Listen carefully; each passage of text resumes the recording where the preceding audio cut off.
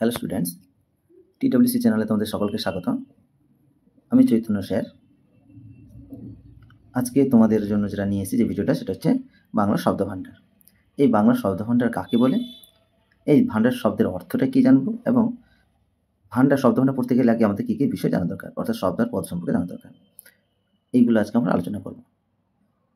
তাই যে সমস্ত ছেলেমেয়েরা আমার ভিডিওটা দেখছো, তারা যদি আমার এই চ্যানেলটাকে না সাবস্ক্রাইব করে থাকো, তাহলে অতি অবশ্যই সাবস্ক্রাইব করে নিও এবং পাশে থাকা বেল আইকনটি টিপে রাখো, যাতে পরবর্তী ভিডিওটা সবার আগে তুমি পেতে পারো, এবং বন্ধুদের মধ্যে বেশি বেশি করে শেয়ার করে দাও।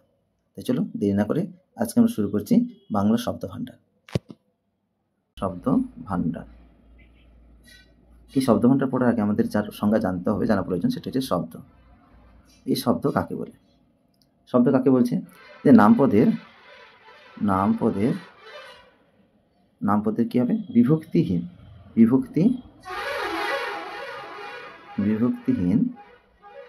মূল শব্দটাকে বলছে।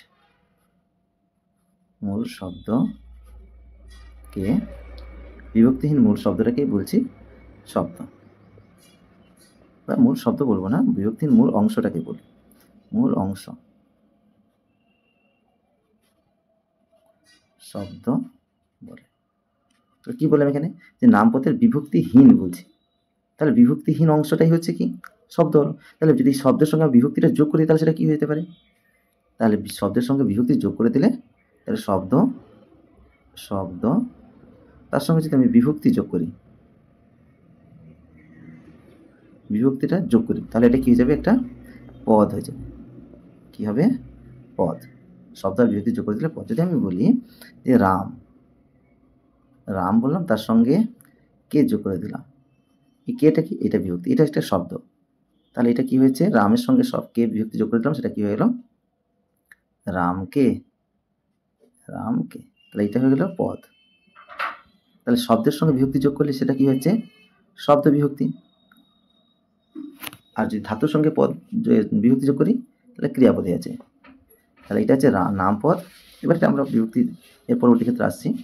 এবার চলে আসি শব্দকে কয়টা ভাগ করা আছে। শব্দের বিভাগ কী কী রয়েছে? শব্দের বিভাগ হচ্ছে দুটি। একটি কি? শব্দের বিভাগ দুটি। একটা হচ্ছে মৌলিক শব্দ, আর একটা হচ্ছে সাধিত শব্দ বা যুগী শব্দ। মূল শব্দ কোনগুলো হবে? মা, বাবা ইত্যাদি। সাহিত্য শব্দ কী কী হতে পারে? এই সাহিত্য বললি আমি একটা উদাহরণ দিলাম, গমন যদি হয়, গমন ধরলাম। গমন কী হবে? তাহলে গম ধাতু যুক্ত কি অনট হবে? গমনে গমন করা, যাওয়া, তার সঙ্গে অন্য যোগ করেছে, প্রত্যয় যোগ করে আছে, এটা গমনের সাহিত্য হতে হয়েছে। এরপর চলে আসি পদ কত। পদ কয়টি জানি? আর পদ হচ্ছে 5টি। এগুলো আমি তোমাদের সংক্ষেপে একটু বলে আছি, যারা নতুন বিগিনার তাদের ক্ষেত্রে একটা সুবিধা আছে। পদ 5টি কি গেছে? এক হচ্ছে বিশেষ্য পদ। 2 নম্বর কি হচ্ছে? বিশেষণ পদ।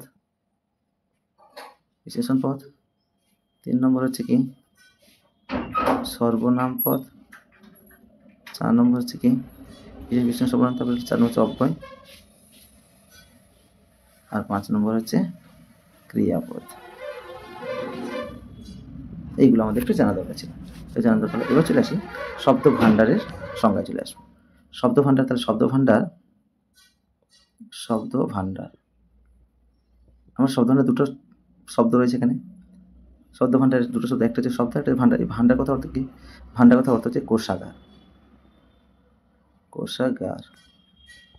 এই ভাণ্ডার কথা অর্থ হচ্ছে কোষাগার। মানে যেখানে অনেকগুলি জিনিস একসঙ্গে গচ্ছিত করে রাখা হয়। এবার বলছেন যে শব্দ ভাণ্ডার হলো ভাষার মূল সম্পদ। তাহলে এই শব্দ ভাণ্ডারটা কি? ভাষার মূল সম্পদ। যে শব্দের বা যে ভাষার শব্দ ভাণ্ডার যতটাই সমৃদ্ধ হবে, সেই ভাষা ততটাই সমৃদ্ধ, বা সেই ভাষা ততটাই উন্নত, বা সেই ভাষা ততটাই সবার আগে থাকবে, গৃহীত হবে। তাই হচ্ছে সবচেয়ে বড় কথা হচ্ছে শব্দ ভাণ্ডারটাকে শক্ত করা। তাই কিন্তু সব ভাষার ক্ষেত্রে আমাদের বাংলা ভাষার শব্দ ভাণ্ডার এতটা শক্তিশালী নয়, বা এতটা এতটা কি নেই, শক্তিশালী নয়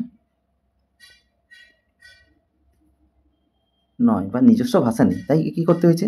তাই একে বিভিন্ন ভাষাকে সংগ্রহ করতে হয়েছে। বিভিন্ন ভাষা থেকে তাকে সংগ্রহ করতে হয়েছে। এই বিভিন্ন ভাষা থেকে সংগ্রহ করতে হয়েছে।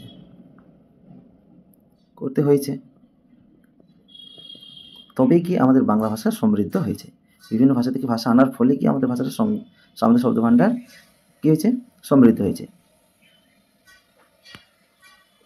এবার এই বাংলা শব্দভাণ্ডারে আমরা জেনে গেলাম যে অর্থ জানলাম, সংজ্ঞা জানলাম এবং তাহলে শব্দভাণ্ডার সংজ্ঞাটা কি বলবো? যে বাংলা ভাষায় ব্যবহৃত সমস্ত রকম শব্দকে একসঙ্গে বলা আছে শব্দভাণ্ডার। লিখতে পারো। তাহলে সংজ্ঞায় আমরা কি বলবো? সংজ্ঞায় আমরা বলতে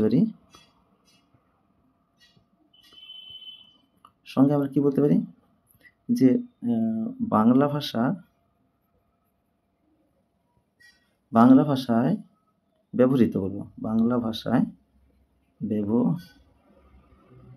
ব্যবহৃত সমস্ত রকমের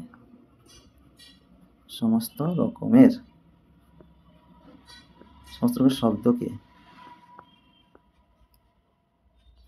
একসঙ্গে বলা হয় শব্দভাণ্ডার। বুঝতে পারলাম আমরা কোন শব্দভাণ্ডার বলে? বাংলা শব্দভাণ্ডার। এখানে বাংলাটা যোগ করে দিই, বাংলা শব্দভাণ্ডার। আজকে এইটুকু, দেখা হচ্ছে পরের ভিডিওতে।